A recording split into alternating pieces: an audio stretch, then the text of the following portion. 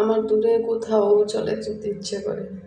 জীবনের এমন এক পর্যায়ে আছি, কোনো কিছুতেই মন বসাতে পারি না। না পারি বাড়িঘর, না বাহিরে কোথাও, না কর্মস্থল। কোনো কিছুতেই আর ভালো লাগে না। সব সময় মনটা কেমন যেন উদাসীন হয়ে থাকে। আনন্দে হাসতে ভালো লাগে না, দুঃখে কাঁদতেও ভালো লাগে না। কাছের কাউকে নিজের ব্যাপারে কিছু বলতেও ভালো লাগে না। বুকের মধ্যে কেমন শূন্য শূন্য অনুভূতি। এখন মানুষের সাথে মিশতে ভয় কাজ করে। সব কিছুর উপর থেকে কেন জানি মন উঠে গেছে।